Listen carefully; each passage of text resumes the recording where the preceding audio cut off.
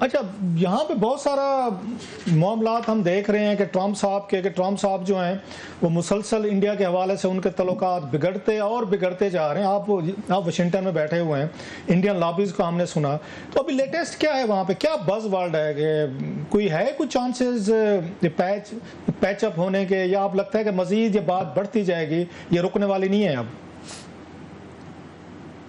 نہیں, یہ نہیں کہہ سکتے کیونکہ اب بھی یہاں انڈیا کی اہمیت کو سمجھا جاتا ہے. اب بھی واشنگٹن کی کوشش یہی ہے کہ کچھ نہ کچھ سمجھوتا ہو جائے, البتہ ہماری شرائط پہ ہو.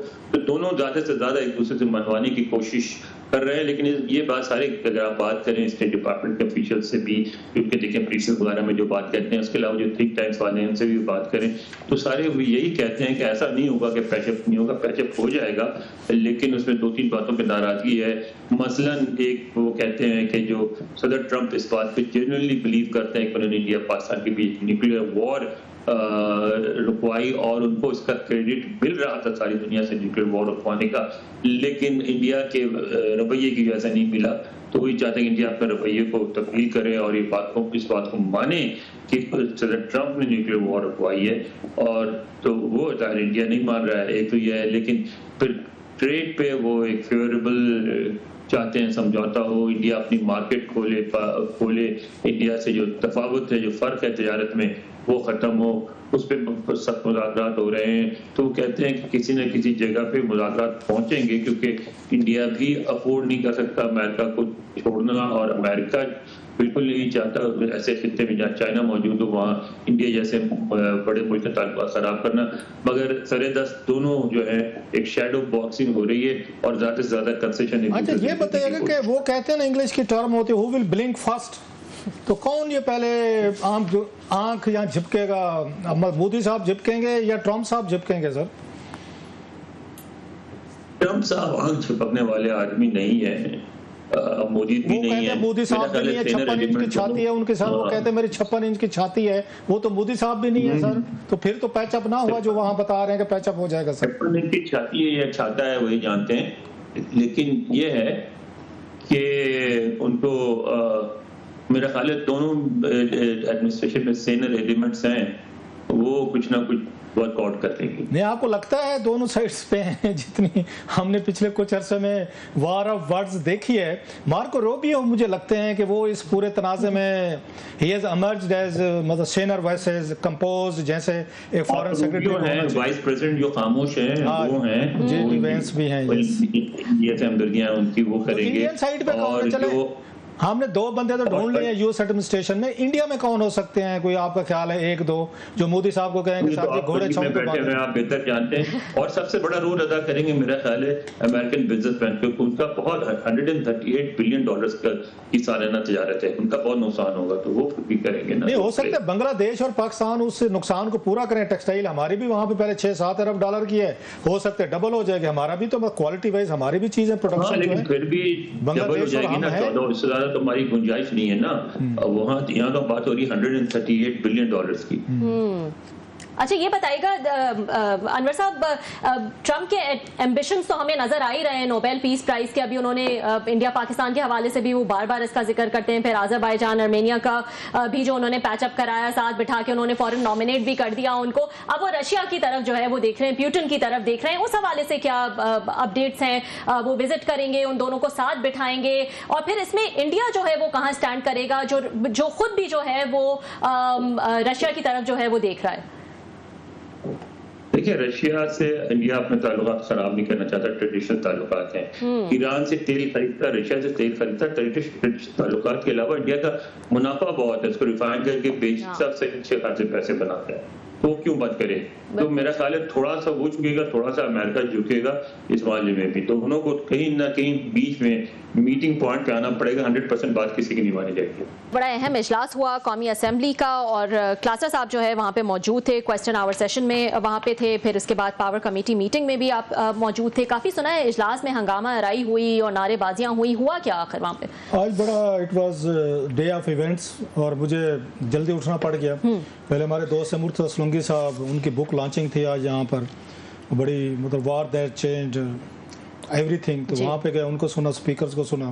11 بجے وہ ہونی تھی, اور پھر وہاں سے کوئی 1:30 बजे वो ख़त्म हुई तो 2 बजे वहाँ पे जाना, पावर कमेटी का इजलास था, वहाँ पे अवैस लगारी साहब, और फिर वो आए। अवैस लगारी साहब की ये बड़ी अच्छी क्वालिटी है कि as a minister of energy या वापडा वगैरह जो है वो वहाँ पर आते हैं और पूरे उनके सेनेटर्स या कौमी असम्बली के अरकान के साथ बहस में बड़ा कूल अंदाज में, मतलब है उनको अंडरस्टैंडिंग है इस इशू के, इस सेक्टर की। आप एतराज़ कर सकते हैं, तनकीद हो सकती है, लेकिन वो आते फुली प्रिपेयर्ड हैं और कहीं पे उनकी फंबलिंग भी नज़र नहीं आती कि अपने सब्जेक्ट का उनको नहीं पता।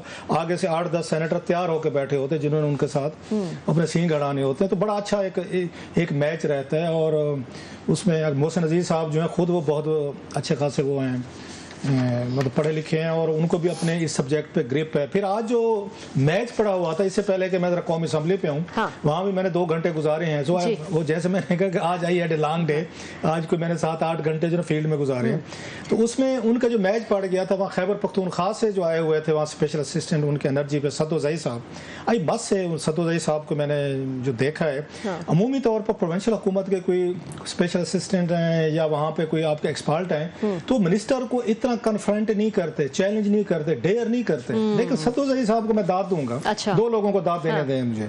एक सदोज़ई साहब को उन्होंने पूरा मत्था लगाया, मैच खेला अवैस लगारी साहब के साथ। अच्छा। और उन्होंने खैबर पख्तूनख्वा का बड़ा केस लड़ा। बड़े अरसे बाद मैंने किसी अफसर को देखा है कि खैबर पख्तूनख्वा के राइट्स के लिए, चीजों के लिए अफसर लड़ा है, even at the cost of his job कह लें कि फेडरल मिनिस्टर जो ये पावर के हैं उनके साथ पूरा मैच डाला है उन्होंने। वो खैर एक लंबी डिटेल है क्योंकि मैंने आज उसको पार्लियामेंट की उसमें डिटेल्स में जाना है। सो आज के लिए पावर वाली चीजें थोड़ी साइड पे कर देते हैं और इसी तरह का इक्वल क्रेडिट उनको भी दें मिनिस्टर साहब को।